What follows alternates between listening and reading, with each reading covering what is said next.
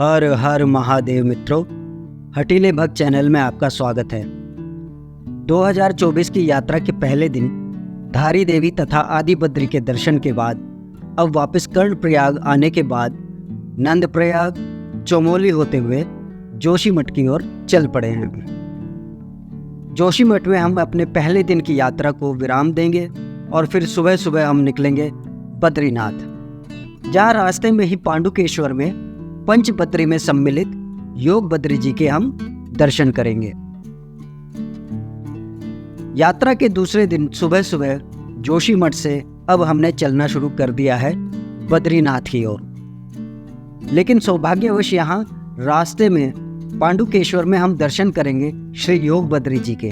जोशीमठ से पांडुकेश्वर के योग बद्री मंदिर की दूरी लगभग 20 किलोमीटर है।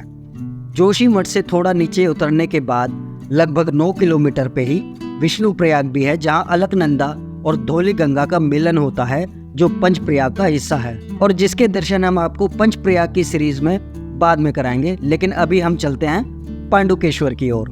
यहाँ पांडुकेश्वर से थोड़ा पहले ही गोविंद घाट है, जहाँ से हेमकुंड साहिब की यात्रा शुरू होती है।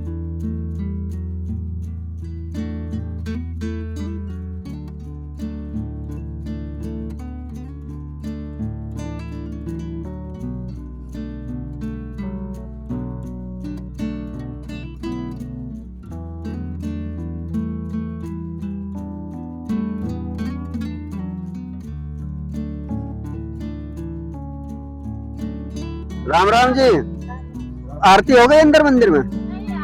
कितने बजे? 8 बजे। अच्छा, कुछ जगह आपने योग बद्री सुना होगा और कुछ जगह योग ध्यान बद्री। कंफ्यूज्ड? ठीक है, हम बताते हैं। उत्तराखंड टूरिज्म योग बद्री को योग ध्यान बद्री कहते हैं। वास्तव में ध्यान बद्री जी उर्गम गांव में है, जहां पंच केदारों में से एक कल्पेश्वर भी है। उसी उर्गम घाटी से पहले उर्गम गांव में श्री ध्यान बद्री जी का मंदिर है। अगर आप कल्पेश्वर के दर्शन के लिए जा रहे हैं तो ध्यान बद्री जी के दर्शन भी वहीं करेंगे। अधिक जानकारी के लिए इस वीडियो के डिस्क्रिप्शन में हमने पिछले वर्ष की कल्पेश्वर और ध्यान बद्री की यात्रा की वीडियो लिंक डाली है, आप उसे फॉलो कर सकते हैं।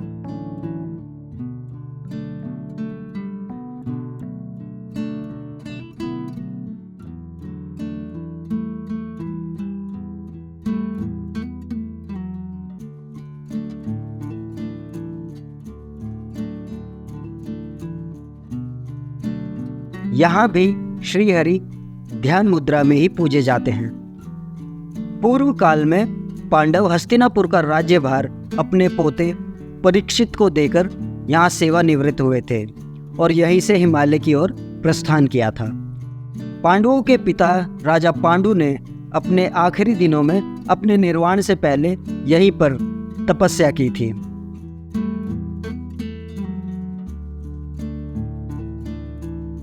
राजा पांडु ने एक ऋषि से श्रापित होने के बाद यहीं पर अपनी पत्नी कुंती और माद्री के साथ यहाँ निवास किया था। माना जाता है पांडवों का जन्म भी इसी स्थान पर हुआ था।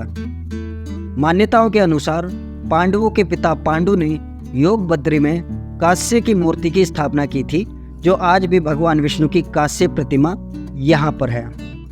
कुछ लोग यहाँ से इस मंदिर का जल ले जाते हैं, जो कई बीमारियों को ठीक करने में काम आता है। शीतकाल में जब बद्रीनाथ धाम के कपाट बंद होते हैं तो उद्धव जी और कुबेर जी की मूर्ति की पूजा पूरे शीतकाल यहीं पर होती है।